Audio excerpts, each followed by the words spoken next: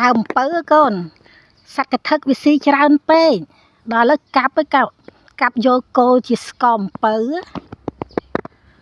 តាមពិតខាតហ្នឹងស្ករ1គីឡូលក់ចេញវិញតា10000ហើយបើយើងទុកអា10000ឲ្យកើត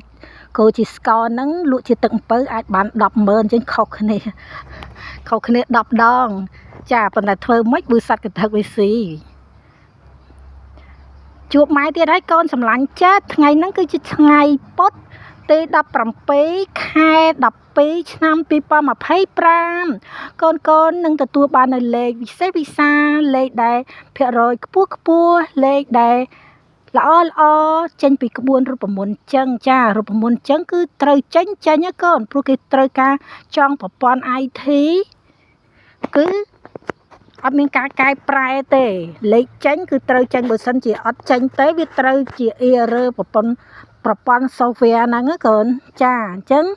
ដើម្បីឲ្យប្រកាសថាលេខហ្នឹងចេញចំថ្ងៃអត់ដេកផ្លូវគឺម៉ែត្រូវប្រើពេលវេលាក្នុងការផ្ចិតផ្ចង់ផ្ទៀងផ្ទាត់ហើយផ្ទៀងផ្ទាត់ទៀតធ្វើយ៉ាងណាឲ្យប្រកាសថាលេខហ្នឹងចេញចំថ្ងៃចាក់ត្រូវចំណេញលុយលៀបចំណេញលុយហេងគ្រប់គ្នាម៉ែបានយក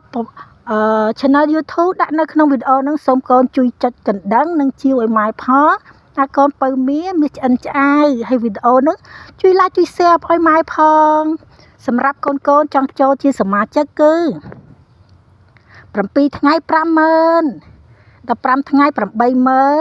មួយខែពេញបឹបគឺ150,000ណាកូនពៅមាឆ្អិនឆ្អៅជួយ like ជួយ share វីដេអូម៉ែផងដើម្បីឲ្យម៉ែមានអារម្មណ៍ល្អ